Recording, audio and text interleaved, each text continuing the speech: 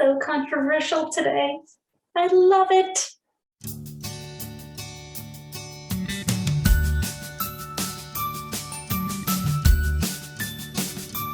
Hello, everyone. I am Janelle, an SLP Peep, in other words, a speech language pathologist. And today we're going to continue talking about literacy.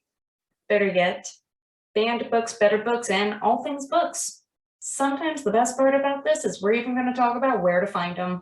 If you have not already, please remember to hit the like and subscribe button so you can get more information about speech language pathology and the crazy things we do.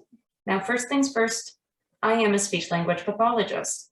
And some people may be wondering, where does literacy even fit in? In addition to that, some people may be wondering if literacy is part of the scope of what an SLP does. Yes, we do work on literacy. It is part of our scope. According to the ASHA Big 9, literacy falls under language. So yes, literacy does fall under the scope of a speech language pathologist. Do we exclude reading specialists, especially those at schools? No. In fact, we generally thank them for taking it up so we can work on other aspects of speech language pathology. But this does not exclude the fact that, yes, we are able to work on literacy as well as other things. So now that we cleared that up, so today we're going to talk a little bit about banned books, B-A-N-N-E-D books, not B-A-N-D books. Why they are considered banned, do we use them in therapy, why not, how you can even find those books, and also better books, i.e. books that we tend to use and where to find those and where to move on from those. First things first, why do books get banned? Well, there are multiple reasons why books may be banned, one of which is because they're radical ideas. Whether these are radical ideas for something small as in a school, a community, or even the state, that part is totally made up by each of those levels, but they're still considered radical ideas or ideas that go very much against that community, however big or small it may be. Another interesting one is because of the violence in books. If books are very violent, they may be banned from younger age groups, i.e. elementary school libraries. And the ever so common witchcraft. I don't feel like I need to go into this any more than that, but maybe that one falls under radical ideas. Books are mainly banned because they go against the community standard, whether it's a spoken community standard or just an understood one. It goes against the community norm. Anyway, books can be banned for all sorts of reasons, and I'm pretty sure a book can be banned because people just want it to be banned. So should speech language pathologists use these books in therapy? Well, first off, that kind of depends on you, the caregiver. If you want us to use these books, you might have to supply us these books, but let us know and we'll see about it. I don't know. I've actually never had that situation happen to me before. Second off, generally we just don't have these books to begin with because it seems really hard to get a very young children's book to be banned.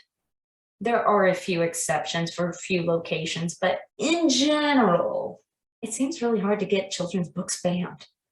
Now, if you want to introduce these banned books to your child, that's a you prerogative. You do you, as long as your child is mature enough to understand and or you explain to the child why the book is banned. Now, where can you find these banned books? Other than the fact that we totally live in a digital age and it does not take much to do an internet search anymore, you can also find these books in all sorts of places, even YouTube. There are read-alouds of so many books. You can generally find a few on YouTube. Now, why would a person want to promote or to expose children to banned books? The reasons may vary. Some of these reasons, maybe they want to expose their child to radical ideas. Maybe a caregiver does not find these ideas so radical or outside of the norm, and they find them just as simple children's books. Do I use banned books? No. Why do I not use banned books? Because I don't have any. Not that it really matters or anything, but I totally used a book the other day about chicken pox. Like somebody got the chicken pox and this is what happened in the story. Yeah, that was a really weird read because the kid totally did not understand why someone would be itchy when they're sick.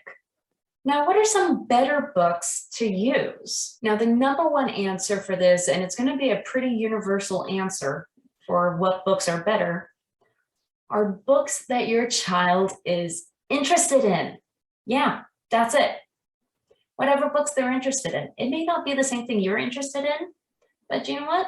If they're interested in it, they are more likely to attend to a book. If you feel like what they're interested in is too hard for them, you may be correct. It may be too hard for them alone, but with some help and guidance, and maybe after a very long period of time, they may be able to get through a really complicated book. I hope you are the one to work with them on the really hard and complicated book. Chances are they'll remember that.